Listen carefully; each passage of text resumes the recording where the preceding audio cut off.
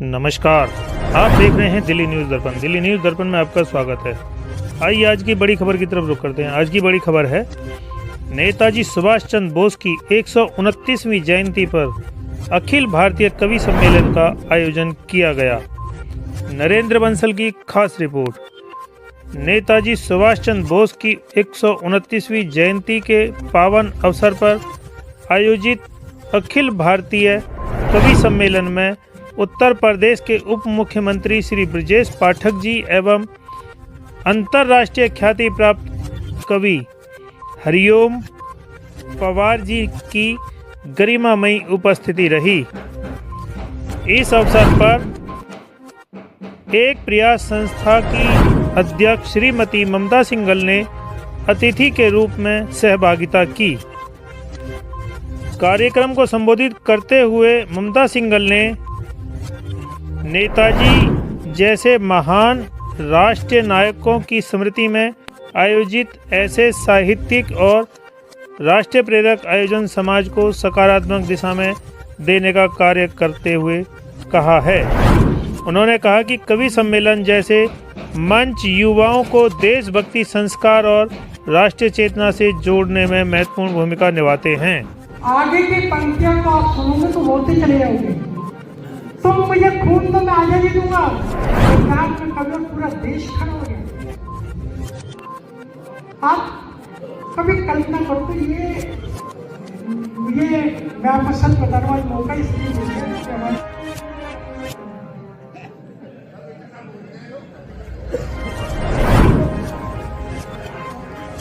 हाथ उठाकर तालियों की गड़गड़ाहट के साथ आदेश दीजिएगा कवि सम्मेलन का शुभारंभ हो और डॉक्टर अर्जुन सिसोदिया अपने ओजस्वी काव्य पाठ से इस समारोह को एक आकाश प्रदान करें।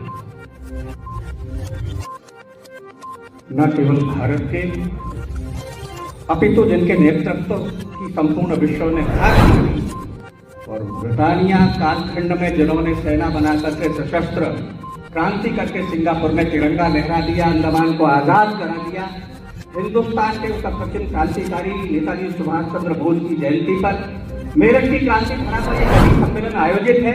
मैं आदरणीय अजय गुप्ता जी को वाणी फाउंडेशन और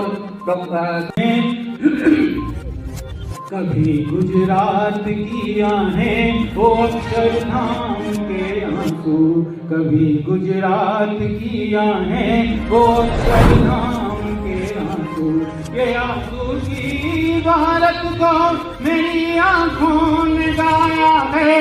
कभी रोया हूँ मैं छिप कर, कभी मुझको रुलाया है, कभी सुलगा हूँ भीतर तो कभी बाहर जलाया है। जलाने वालों की तासीर को पहचानता सब है। जितना सम्मान कर सको अपनी पत्रिका करना। जलाने वालों की तासीर को पहचानता सब है। जुबां से कुछ न बोले पर तिरंगा जानता सब है। जुबां से कुछ न बोले पर तिरंगा जानता सब है।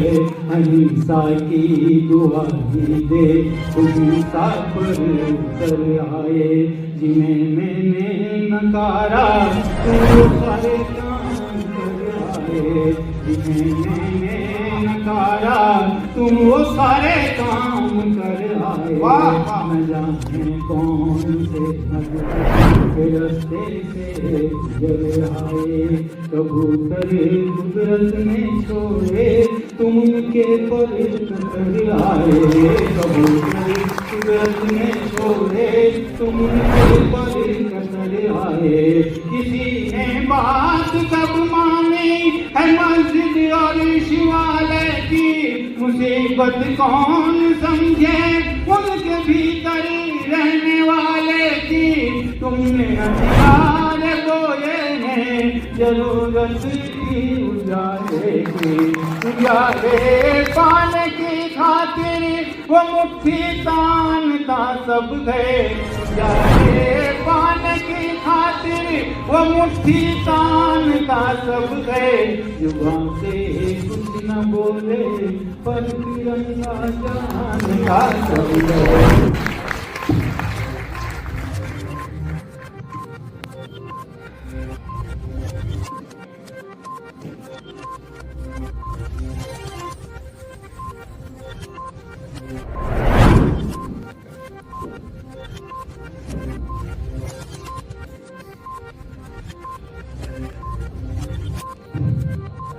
राष्ट्र नायक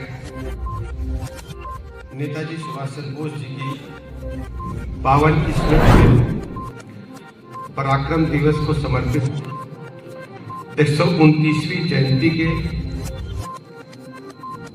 अवसर पर आयोजित अखिल भारतीय कवि सम्मेलन में उपस्थित हमारे अभिभावक,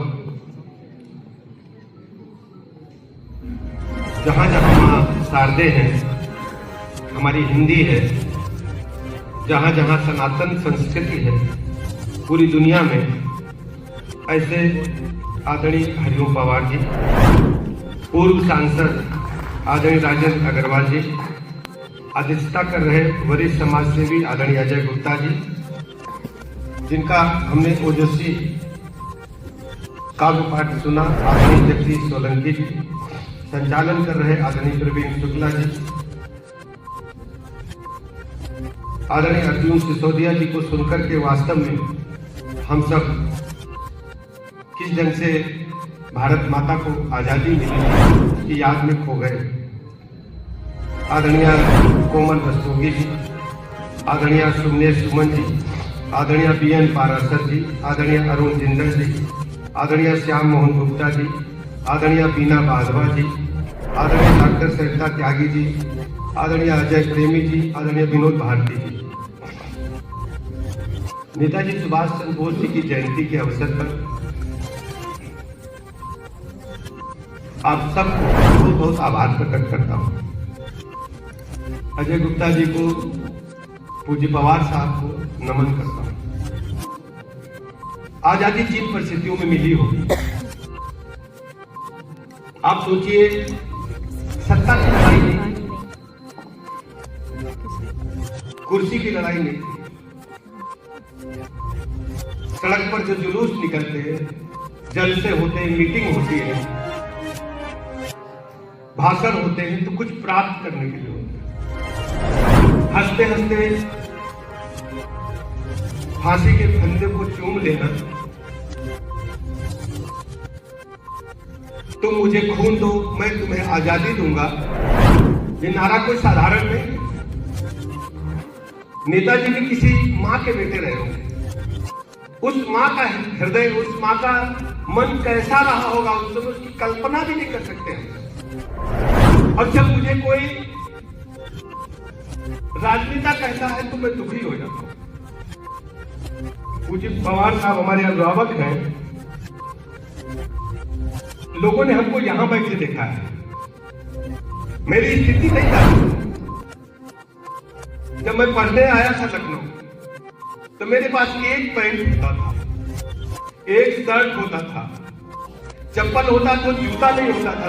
गर्मी में चप्पल, जाड़े में जूता मिलना मुश्किल था। जब एक गरीब व्यक्ति को मैं देखता हूं सड़क पर, वो दुखी है, तो मैं दुखी होता हूं, मुझे महसूस होता है।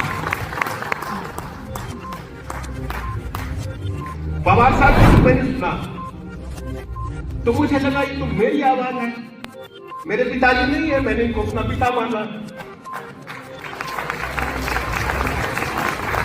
आप सोचते होंगे मैं अपने आप को यहाँ लायक समझता नहीं हूँ जहां मैं खड़ा हूं। मैं क्रिश्चियन लायक नहीं अपने को समझता हूँ, उस गरीब आदमी को अपना घर समझता हूँ, जिस मुसीबत से पढ़ के झेल के मैं यहाँ तक आया हूँ। मैंने अपने आप को क्या बनाई, मुझे आटा मारना नहीं आता था। कभी रोटी आटा मारेंगे पहली बार, तो कभी आटा ज्यादा होगा, कभी पानी ज्यादा होगा, इतना आटा एक आदमी खाने वाला। अम्मा ने स्टोव दिया था, उस समय मिट्टी तेल का स्टोव होता था। तवा रखना भूल गई। लखनऊ आया तो सीधे उसी स्टोव पर रोटी पका के मैंने खाया। तो मैं जानता हूँ गरीब की पीड़ा, इसलिए मैं आपका सम्मान करता हूँ। आप कितने समय देखते हैं पर आते जाते रहते हैं, लेकिन माँ भारती के तिरंगे को आपने दुनिया में पहुंचाया, इसलिए मैं आपको सल्यूट करता हूँ और हर भारतीय को आपको सल्यूट करना चाहिए।